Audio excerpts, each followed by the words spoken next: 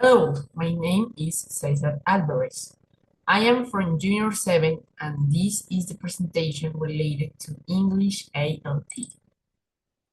Today, I want to talk about an essential part of English grammar, conjunctions.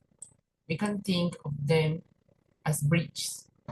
Imagine you have two separate islands or two separate towns.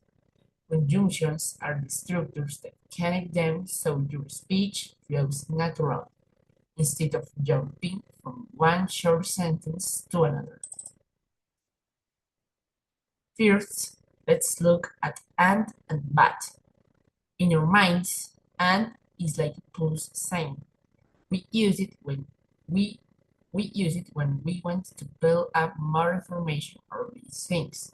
For example, If I talk if I talk about my hobbies, I can convey football with video games using and. On the other hand, but acts like a stop sign. It changes the direction of sentence to show a contrast or an obstacle, like wanting to go outside but being stopped by the rain. Some additional examples we can see in the slides. I study English and math. My brother plays football and video games. I want to go to the park, but it is raining. The shoes are beautiful, but they are expensive. Or is all about decisions. We use it when we are at the crossroads and have to pick only one path. It is the word for choices, like choosing between water or juice at lunch. So it's different because it connects a cause with its immediate effect. It answers the question, what happened next? For instance, if the consequence of being strongly tired is that you immediately went to sleep, so is the word you need. Some additional examples we can see in the slides. Do you prefer water or juice? We can watch a movie or play cards. I was tired, so I went to sleep. It's very cold, so I need a jacket. Cause is probably the word we use the most when explaining things. While so focuses on the result, because focuses entirely on the reason or the region of the situation. It answers the question, why? If you are happy, because introduces the reason, which could be passing a difficult exam. It looks backward to explain the cause. Some additional examples we can see in the slides. I'm happy because I passed my exam. She is drinking water because she is thirsty.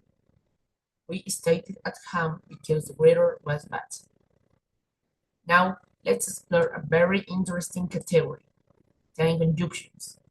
These words are crucial because they tell us when things happen and help us order our thoughts chronologically. First, we have when, which connects an action with a specific moment. For example, when you say feel, when you say you feel happy, when you play video games. Next, we have a before and after, which act like a timeline. Before indicates that one action happened prior to another, like studying before taking a test. And after shows that something happened next, like releasing after finishing your homework. Additionally, we have while and until. We use while to describe two parallel actions, meaning things that are happening at the exact same time. For instance, listening to music while cleaning your room. Finally, until marks a stopping point or a deadline. It shows that an action continues up to a specific limit, like waiting until the rain stops to go outside. All these words are excellent tools for storytelling. To conclude, I want to emphasize three main points. First, conjunctions are not extra words. They are the foundation of connection and speech in speech. Second, they transform basic English into fluent English. And finally, mastering them allows us to build complex natural thoughts.